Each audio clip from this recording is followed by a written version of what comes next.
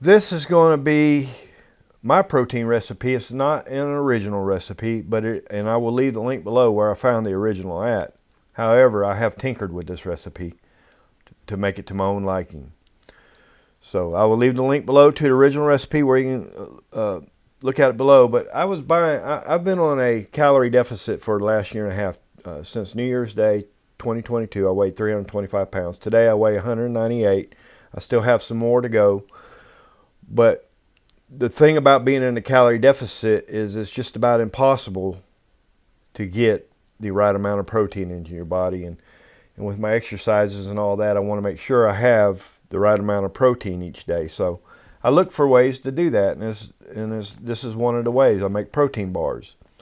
Now the protein bars I was getting came in at that I was buying at Walmart were 200 calories and 20 grams of protein. I wanted to beat that, and I've done that with this recipe. This recipe comes in at 158 calories, that's rounded up, and 23 grams of protein per serving. This is an 8-serving recipe. You can, of course, make it out to 12 and lower your calorie count. It will also lower your protein count. But so that's what was my aim, to get something that tasted good. You can add oats with honey, a quarter cup or half a cup of oats with a tablespoon or two of honey. You can add chopped nuts to these. This is just the base version. But if you add anything to it, you need to account for those calories and carbohydrates and things of that nature. The carbs per serving in this will come in at 7 grams, and the sugar will come in at 3 grams per serving. So I'll leave all the macros, recipe, and all that in the description below, along with the link to where I found the original recipe. So let's get started. Now what I have here in this bowl is I have 1 cup of some isolate chocolate protein powder. And in this bowl here, I have 2 cups of powdered peanut butter, which will, when I add the water and mix it, it's going to make 1 cup of creamy peanut butter. So let's get started. First thing I'm going to do is add some cocoa to it. I'm going to add 1 tablespoon of some cocoa.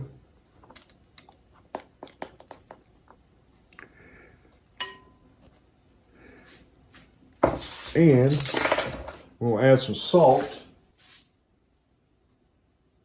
We'll add 1 teaspoon of salt.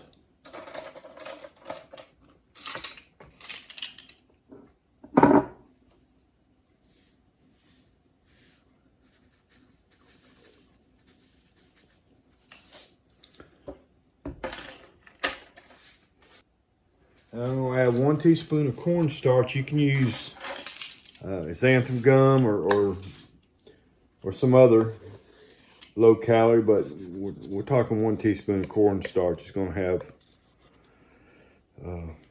about 11-12 calories in it, something like that. It's not much. I'm going to add 8 tablespoons of sweetener. You can use artificial sweetener of your choice. Now I have tried this with monk fruit. I've tried it with sucralose, and I've tried it with stevia.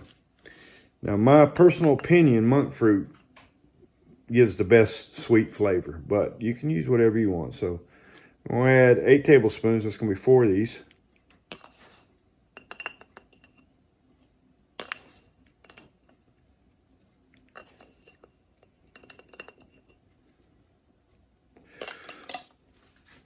And now most recipes that you see for protein bars call for like a quarter cup of oil. That's a lot of calories. You're looking at around 400 calories. I'm going to substitute oil with just 1 little container of unsweetened applesauce. That's what's going to give us the liquid part here. And we're going to mix this all up real good.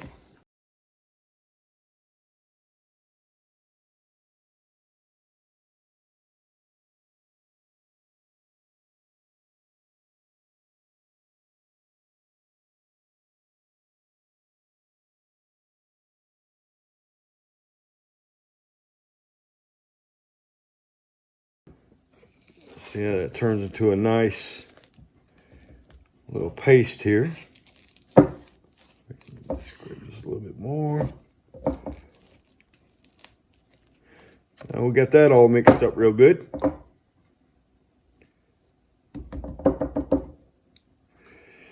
Now it's time for the peanut butter. Now the peanut butter is 2 cups of peanut butter, 1 cup of water. And I have found to get it to the right creaminess is 1 cup and a tablespoon of water. This is what it actually takes for this particular brand of peanut butter. So we're going to mix this up, get it all nice and creamy.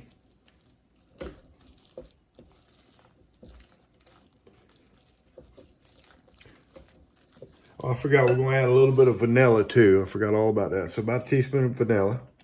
And we'll mix that up real quick.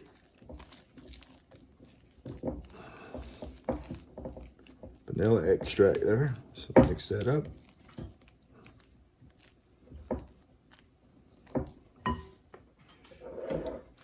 And let's finish with the peanut butter.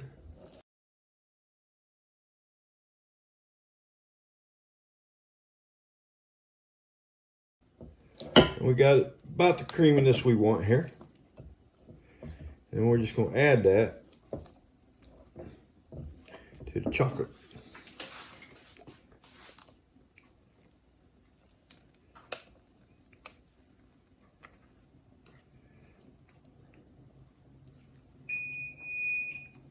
And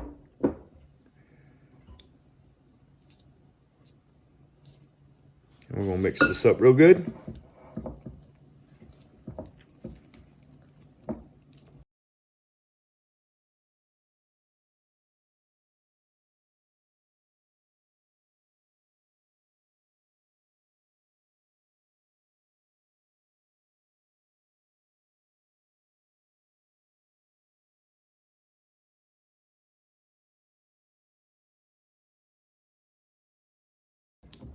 All right, now we got this the way I want it.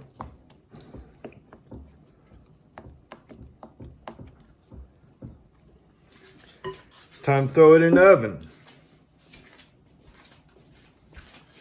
So this batch here makes 8 for what the calorie count, the protein count that I'm going to post in a little bit. What we want to do, we're going to fill these cupcake things up.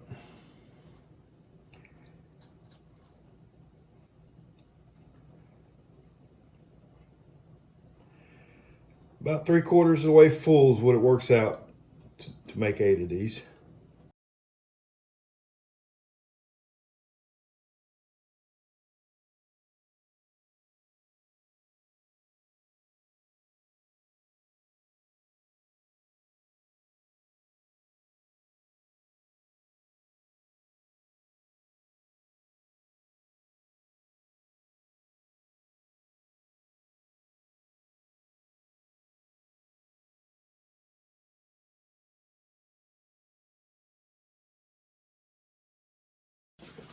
Now we're going to bake these, and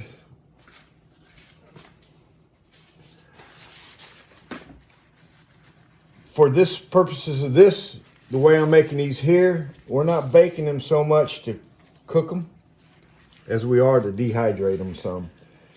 I want them to remain a little bit chewy, but